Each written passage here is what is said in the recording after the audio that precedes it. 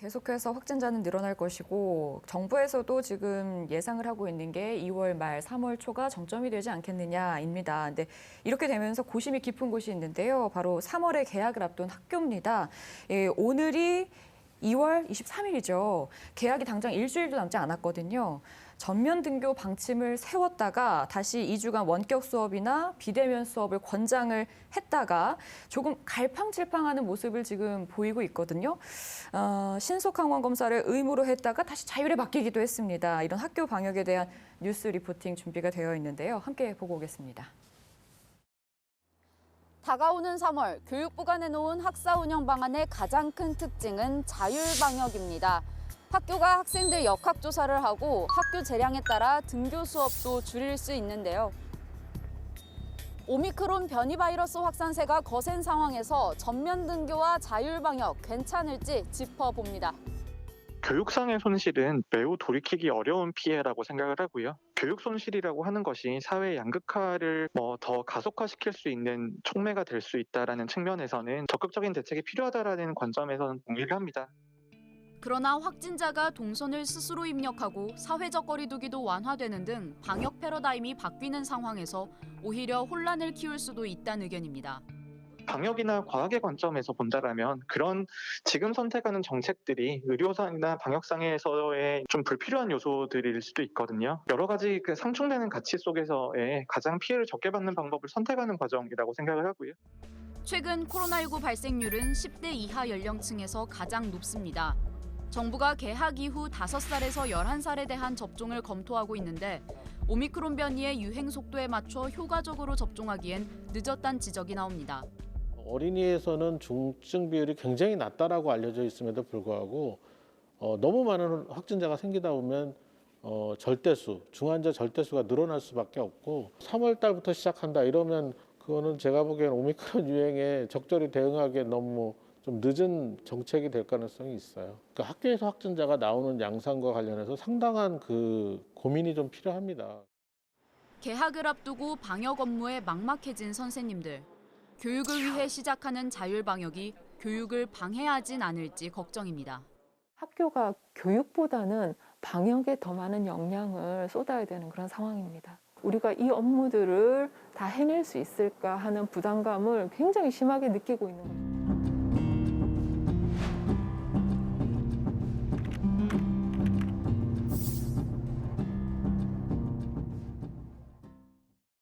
네, 방금 리포팅에서 보신 것처럼 교육부가 내놓은 학사 운영 방침의 가장 큰 특징은 자율방역입니다.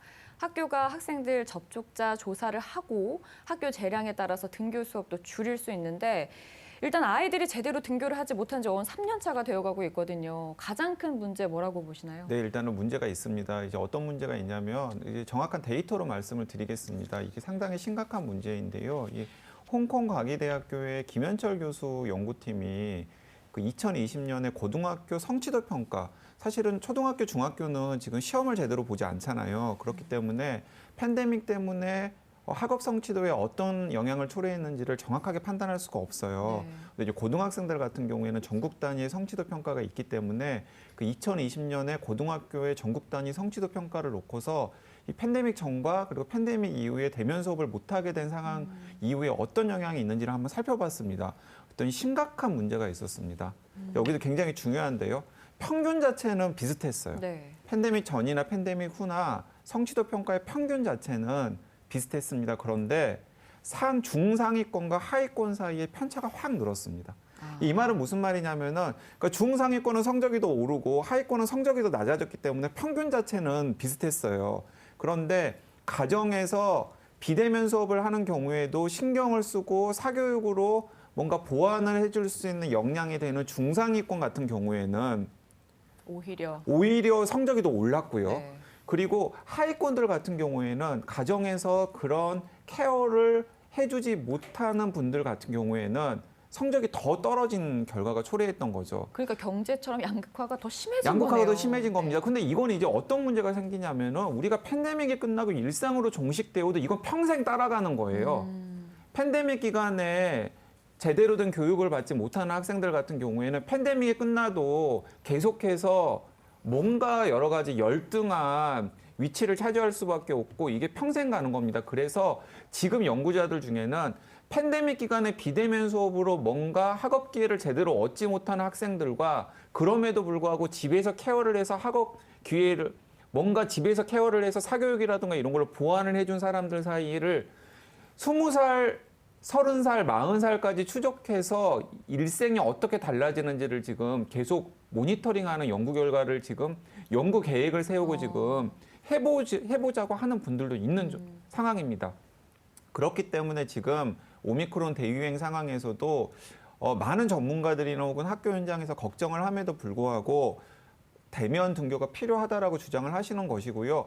사실 강량구 기자 너의 입장은 무엇이냐라고 물어보면 저는 일부 부작용이 있다고 하더라도 대면 수업이 필요하고 네. 등교가 필요하다는 입장인데요. 한 3가지 정도의 근거가 있습니다. 이것도 제가 방금 연구를 소개해드렸던 홍콩 과기대학교의 김현철 교수께서 정리한 이유인데요. 첫 번째는 무엇이냐면 많은 연구들이 코로나19 유행과 관련해서는 등교 제한이 방역에 그다지 도움이 되지 않는다라고 하는 이야기를 하는 연구 결과들이 계속해서 쌓이고 있습니다. 네. 그러니까 등교를 막는다 그래서 코로나19 방역에 그다지 도움이 되지 않는다라는 거예요.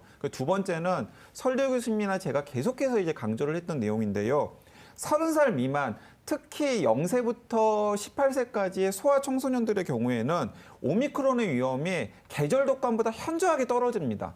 우리가 계절 독감 환자가 매 계절마다 수백 명 발생한다 그래서 또 계절 독감은 학교에서 유행을 하잖아요. 네. 그런데도 불구하고 학교에 안 보내지 않잖아요, 아이들. 계절 독감으로 아이들이 위험해지는 경우가 있다고 하더라도 그렇죠. 그런데 오미크론 변이 같은 경우에는 특히 0세부터 18세까지 소아 청소년들 같은 경우에는 계절 독감보다도 오히려 더 위험도가 낮습니다. 그 연령대에는. 그렇기 때문에 사실은 오미크론 변이가 유행한다 그래서 그 아이들을 학교에 보내지 않을 이유가 없고 사실은 마스크를 학교에서 채우지 않아도 그 아이들에게 큰 문제가 생길 가능성은 굉장히 적습니다. 이제 마지막으로 많은 분들이 이런 생각을 합니다. 아이들 자체는 오미크론 변이에 위험하지 않는다고 하더라도 그 아이들이 감염이 되어가지고 집에 계시는 조부모님 같은 어르신들에게 옮기면은 위험하지 않겠느냐. 자, 그런데 이에 대해서도 굉장히 흥미로운 연구 결과가 있습니다. 작년 6월, 7월에 코로나19 감염자와 선행 확진자를 분석한 결과 대부분의 감염은 동일 연령대에서 이루어졌어요.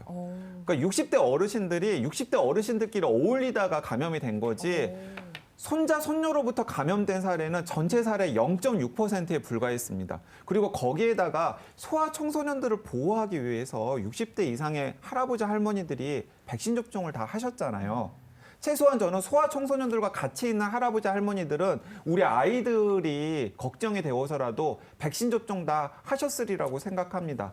자, 그렇기 때문에 사실은 아이들을 학교에 보내지 않는다고 하더라도 생각할 수 있는 위험은 일부 전문가들이 이야기하는 것만큼 그렇게 크지 않을 수 있다는 것입니다. 제가 하나 좀 덧붙이겠습니다. 저는 오미크론 시대에는 전면 등교를 해야 된다 이 생각을 갖고 있습니다. 그러니까 비대면 수업 자체를 할 필요가 없다는 거예요. 완전히 전면 등교를 해야 된다고 주장하는 사람입니다. 그것은 오미크론이기 때문에 그렇습니다. 자, 한번 볼까요? 데이터로 말씀드리겠습니다.